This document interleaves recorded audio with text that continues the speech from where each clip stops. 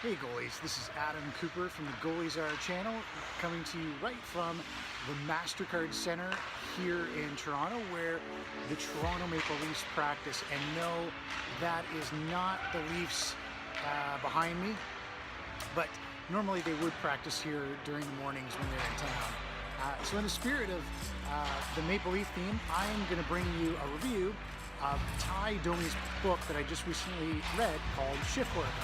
So please subscribe to the channel down below, and if you like this video, please do like it and comment and offer any questions or commentary.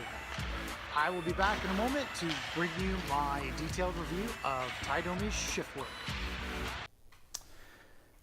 All right, back from the arena and back into home. So let's get on with my review of Ty Domi's book, Shift Work, and how I was really a big fan of this book. So let's get into it now. And also written with Ty Domi, the other author that participates in this book is Jim Lang.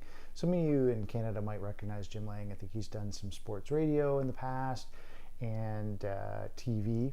So he is somebody that might be known. So first thoughts on this book. First of all, I thought it was a really great read, fun read, one that I read this book really quick. And as a Leaf fan, as you can see here, today's the first game of the season, so I got my Leaf jersey on. I'm a huge Leaf fan, and certainly I was a fan of Ty Domi and a lot of the players that he played with. So if you're a Leaf fan from watching the Leaf in the 90s and 2000s, definitely worth a read from that standpoint.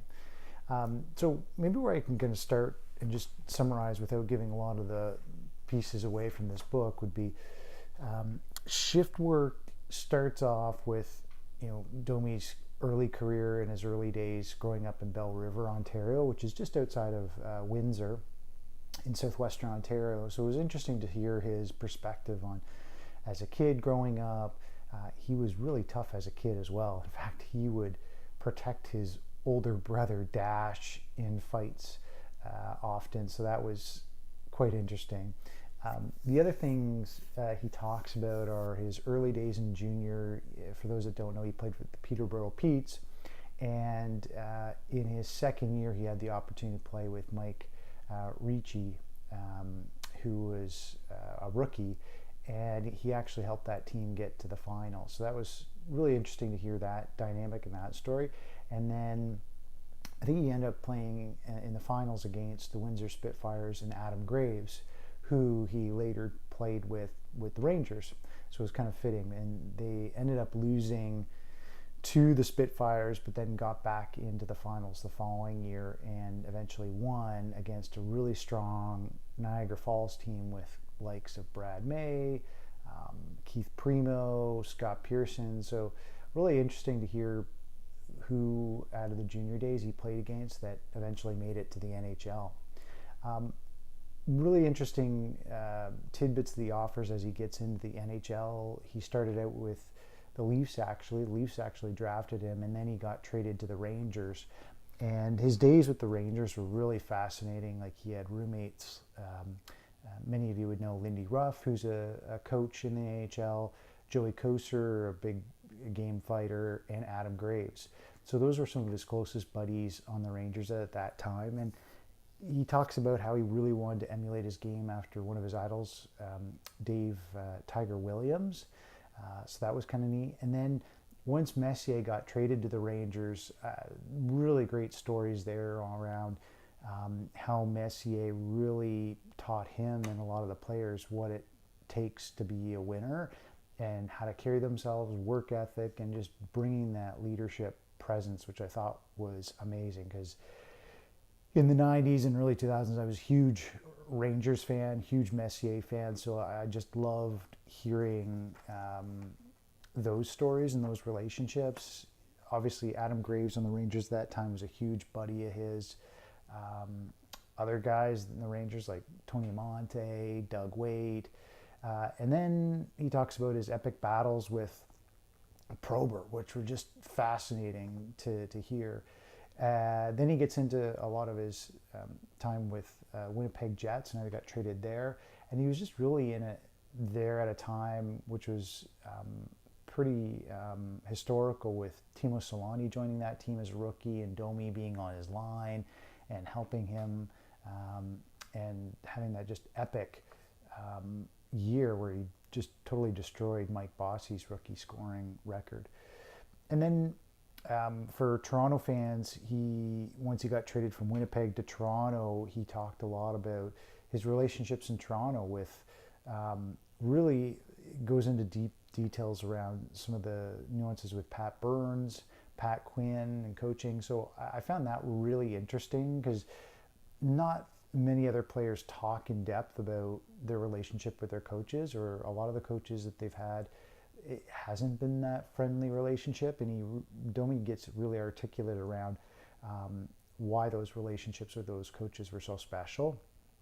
And then he gets into just his tightness with Matt Sundin, and how Matt's really appreciated him as a teammate, and Brian McCabe, and how the three of them really led that locker room. And then I'm not going to give details on it, because I think you got to read the book, but he talks about an absolute epic story of Ed Belfour on a road trip in Calgary, which I just was laughing hysterically. So if you're a big fan of Ed Belfour, you got to read that section. And then as he gets into the middle and later parts of the book, he talks about playing with pain, and how he prepared as a fighter for all his fights, dealing with setbacks in his career. Like some of you probably recall in the 2001 playoffs against the New Jersey Devils, he totally took out Scott Niedermayer, and it was a really, I think, dirty hit. And he talks about how embarrassed and a bit of a setback that was in his career. I think it was really interesting how he talks about the relationships with Wade Belak, or the late Wade Belak now, and his struggles with depression, and how Domi helped him. And that was really interesting to hear. He had really great relationships with the likes of Glenn Healy, Gary Roberts, Joe Nieuwendyk, McGillney. And then he gets into sort of the last years of his career with when John Ferguson Jr. took over as GM, and how I think vulnerable Domi was at that time in his career, but also how there was a lot of friction with Ferguson. And I won't get into the details of that. You know, he elaborates a lot on that. And then I think one of the fascinating things that was really interesting to hear is how they signed a free agent that Domi really endorsed, and suddenly this free agent who signed was turning on teammates and calling them out in locker room, and how Domi had to really call him out. So it's one of three guys. I think it's either Jason Allison, Eric Lindros, or Mariusz Czerkowski. So I think we probably know who maybe it was out of those three. But just, you don't hear a lot of information about the dynamics of these locker rooms or how players interacted. So that's one of the strengths of this book. It really gets into a lot of the relationships between players, cliques of players on some of these teams that Domi played for. So those pieces of the book were really fascinating.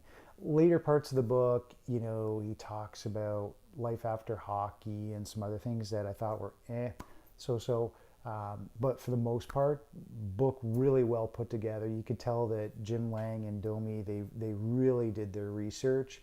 This isn't just Domi's perspective, but this is also a lot of interviews with all these players, getting their sides and feedback to incorporate into this book. So overall, for folks that fans of Domi, fans of the Leafs, Rangers, Jets, highly recommend this book. And it's a fun read. So that's it for me. If you have any comments about this video book review, please share them below. And don't hesitate to like this video, and also consider subscribing to this channel for future videos, reviews, game footage, from my GoPro and my games and other goalie or hockey information.